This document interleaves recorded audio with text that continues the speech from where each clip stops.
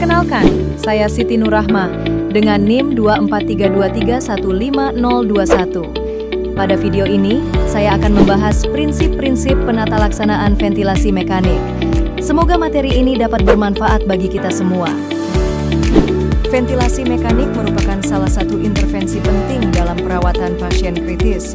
Alat ini digunakan untuk membantu atau menggantikan fungsi pernapasan pada pasien yang mengalami gangguan ventilasi dan oksigenasi. Tujuan utama penggunaan ventilasi mekanik adalah untuk mempertahankan oksigenasi, menjaga ventilasi alveolar, mengurangi kerja napas pasien, serta mencegah terjadinya gagal napas yang lebih berat.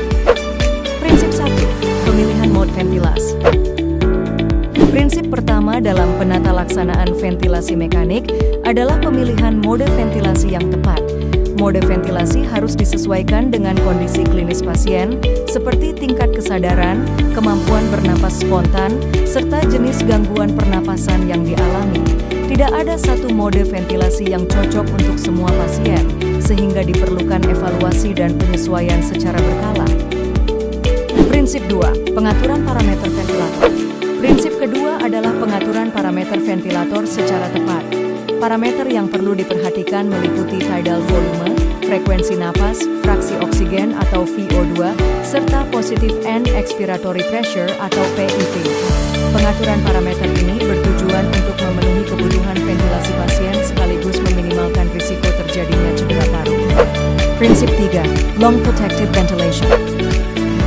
Prinsip lung protective ventilation merupakan upaya untuk melindungi paru-paru dari cedera akibat penggunaan ventilator. Prinsip ini dilakukan dengan menggunakan volume tidal dan tekanan yang rendah, sehingga dapat mencegah overdistensi alveoli, barotrauma, dan komplikasi lain yang dapat memperburuk kondisi pasien. Prinsip 4. Monitoring pasien. Monitoring pasien yang menggunakan ventilasi mekanik harus dilakukan secara ketat dan berkelanjutan. Perawat perlu memantau tanda vital, saturasi oksigen, hasil analisa gas darah, serta kesesuaian antara napas pasien dan ventilator. Perubahan kecil pada kondisi pasien harus segera dikenali untuk mencegah komplikasi yang lebih serius. Prinsip 5. Pencegahan komplikasi. Penggunaan ventilasi mekanik memiliki risiko terjadinya komplikasi. Salah satunya adalah ventilator-associated pneumonia. Oleh karena itu, pencegahan komplikasi menjadi prinsip penting dalam penata laksanaan ventilasi mekanik.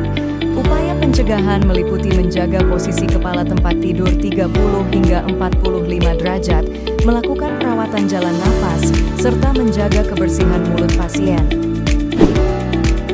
Prinsip 6. Evaluasi and weaning. Ventilasi mekanik bersifat sementara, sehingga evaluasi kesiapan weaning harus dilakukan secara berkala. Pasien dinilai dari stabilitas hemodinamik, kemampuan bernapas spontan, serta kecukupan oksigenasi. Tujuan akhir dari ventilasi mekanik adalah mengembalikan kemampuan pasien untuk bernapas secara mandiri dengan aman.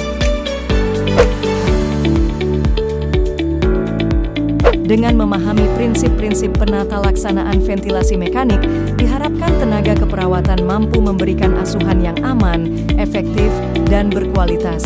Penata laksanaan yang tepat tidak hanya membantu mempertahankan fungsi pernapasan pasien, tetapi juga meningkatkan keselamatan dan kualitas hidup pasien selama perawatan.